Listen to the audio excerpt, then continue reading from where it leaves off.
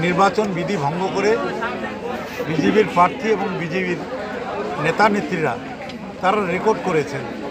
প্রথমে তো সাগরদিঘির পাড়ে মনোনয়নপত্র দাখিলের জন্য তারা মিছিল করে ঢাকঢোল পিটিয়ে মাইক নিয়ে মিছিল করে স্লোগান দিয়ে 144 ধারা জারি রয়েছে এবং সাইলেন্ট জোন তারা নিয়ম ভঙ্গ করেছে এবং নির্বাচনী বিধিও ভঙ্গ করেছে।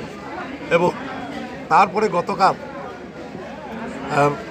ধলফলে বিজেপির নেত্রী রূপা গাঙ্গুলি তিনি নির্বাচনী বিধি ভঙ্গ করে বিনা অনুমতিতে রোড শো করেছেন।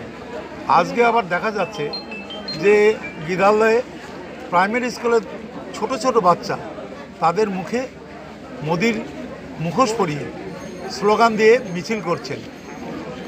এটা মারাত্মক অপরাধমূলক কাজ। নির্বাচন বিধি এখানেও ভঙ্গ হয়েছে। সমস্ত ব্যাপারগুলো আমরা লিখিতভাবে নির্বাচন কমিশনকে আমরা জানিয়েছি।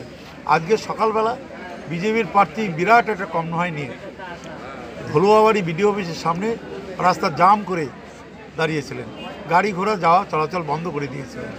এতে জনসাধারণের যাওয়া আসা স্মুথ রানিংটা বন্ধ হয়ে গেছিল। এটা করা যায় না, নির্বাচন বিধি সেখানেও ভঙ্গ করেছে।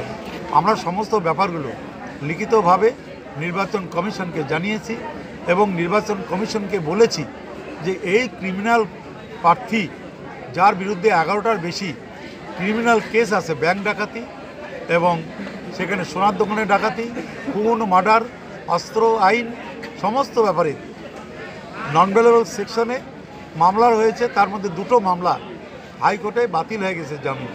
এই ধরনের ওয়ান্টেড আসামি যিনি পালিয়েছিলেন, পুলিশের খাতায় যিনি পলাতক, সে বিজেপির প্রার্থী হয়েছে।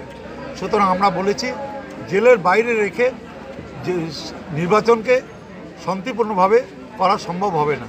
তাই নির্বাচন কমিশন তাকে আইন মোতাবেক জেলের মধ্যে ঢুকিয়ে শান্তভাবে সুষ্ঠুভাবে কুচবিহার 1 নম্বর লোকসভা নির্বাচন ক্ষেত্রে নির্বাচন করার জন্য তারা উদ্যোগ গ্রহণ করুক।